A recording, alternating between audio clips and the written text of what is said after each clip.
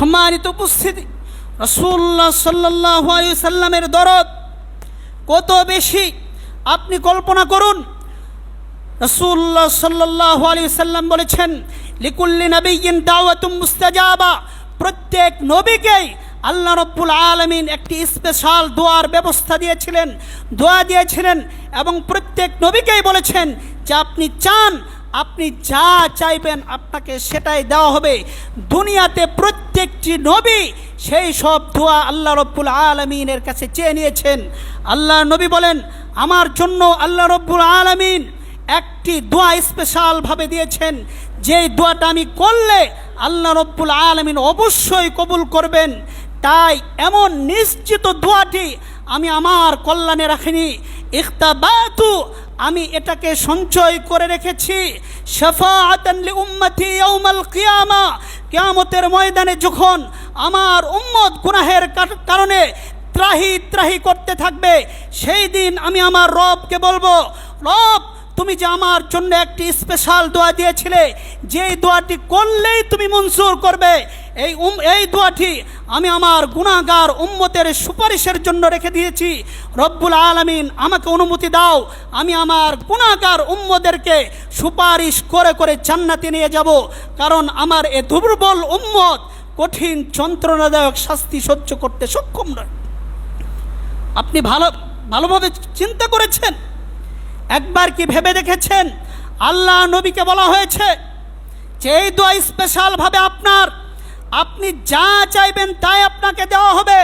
দুনিয়ার সকল নবী দুনিয়াতেই সেই দোয়া করে তার চাহিদা পূরণ করে নিয়েছে, কিন্তু আপনার আমার দরদি নবী তিনি তার নিজের জন্য চান নাই, বরং তিনি এই দোয়াকে সঞ্চয় করে রেখেছেন, পুঞ্জীভূত করে রেখেছেন কিয়ামতের ময়দানে গুনাহগার উম্মতের সুপারিশ করার জন্য। তিনি বলেছেন, ইখতাবাতু শাফাআতান লি উম্মতি ইয়াউমাল কিয়ামা, আমি এই দোয়া কিয়ামতের দিন আমার গুনাহগার উম্মতের সুপারিশের জন্য রেখে দিয়েছি। আপনি বুঝলেন না কি পরিমাণ ভালোবাসে আল্লাহর নবী আপনাকে।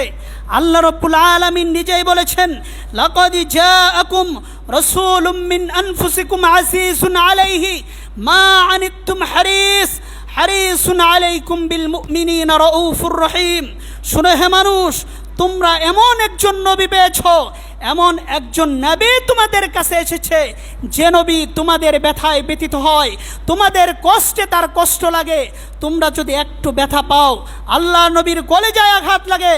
তোমরা যদি একটু কষ্ট পাও, তাহলে আল্লাহর নবীর কলিজায় আঘাত লাগে। এত বেশি ভালোবাসেন আল্লাহ নবী। আল্লাহ নিজে স্যাটিসফাই করেছেন আল্লাহ নবীর ব্যাপারে। আল্লাহ বলেছেন, এমন নবী তোমাদের কাছে এসেছে, তোমাদের দুঃখে তিনি দুঃখিত হন, তোমাদের কষ্টে তিনি ব্যথিত হন, কষ্টে তার হৃদয় জ্বলে পড়ে সারখার হয়ে যায়, এমন নবী তোমাদের কাছে এসেছে। কি পরিমাণ ভালোবাসা আল্লাহর নবী। রাসূলুল্লাহ সাল্লাল্লাহু আলাইহি সাল্লাম বলেছেন যে মাসালু ওয়া মাসালি, যে আমার এবং তোমাদের দৃষ্টান্ত হচ্ছে সেই রূপ, যেই রূপ কোনো ব্যক্তি কোনো আগুন জ্বালায়, আর আগুন জ্বালানোর পরেই যখন বিভিন্ন ধরনের কীটপতঙ্গ সেখানে লাফিয়ে লাফিয়ে পড়তে থাকে, আর ওই লোকের দরদ লাগে, সে জানে যে এই আগুনের মাঝে লাফ দিলেই তার প্রাণনাশ ঘটবে, সে মরে যাবে, তাই সে দুহাত দিয়ে সরাতে চেষ্টা করছে।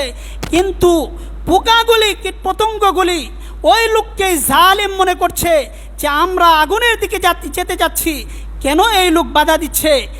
তারা পোকামাকড়গুলি এই লোককে জালিম মনে করে লাফিয়ে লাফিয়ে আগুনের মাঝে নিক্ষিপ্ত হচ্ছে। আল্লাহ নবী বলেন, আমার দৃষ্টান্ত ওই ব্যক্তির মতো, আমি আমার উম্মতের কষ্টে পেরেশান, আমি আমার উম্মতকে আমি তার কোমর ধরে টানছি যে তুমি জাহান্নামের দিকে যেও না, অথচ আনতুম তাফাল্লাতুনা বিয়াদি, আর তোমরা লাফিয়ে লাফিয়ে আমার হাত থেকে আগুনের দিকে চলে যাচ্ছ। কি উপায় হবে যেই দিন তোমরা জাহান্নামের অভিমুখে হবে, যেই দিন তোমরা জাহান্নামের অগ্নিতে দগ্ধ হবে, কি কষ্টই তোমাদের হবে, যেই কষ্ট তোমরা সহ্য করতে সক্ষম নয়। এই জন্য আমি নবী তোমাদের কোমর ধরে টানছি, আর তোমরা তাফাল্লাতুনা মিন ইয়াদি, আমার হাত থেকে লাফিয়ে লাফিয়ে আগুনের দিকেই যাচ্ছ। রাসূলুল্লাহ সাল্লাল্লাহু আলাইহি সাল্লাম বলেছেন, শোনো উম্মত, আমার দৃষ্টান্ত হচ্ছে মাসালুল ওয়ালিদ, তোমাদের উপর আমার দৃষ্টান্ত হচ্ছে পিতৃতুল্য, তোমরা সকলেই আমার সন্তান তুল্য। শোনো, পিতা যেমন নিঃস্বার্থভাবে সন্তানকে ভালোবাসে, সন্তানকে ভালোবাসার ক্ষেত্রে পিতামাতার যেমন কোনো ধরনের স্বার্থ থাকে না, তেমনি আমি রাসূল তোমাদেরকে নিঃস্বার্থভাবে ভালোবাসি। তোমাদের কষ্টে আমার কষ্ট লাগে, নিঃস্বার্থ ভালোবাসি বলেই তোমাদেরকে জাহান্নাম থেকে বাঁচাতে চাই, কিন্তু তোমরা সেই জিনিসটা বুঝতে চাচ্ছ না।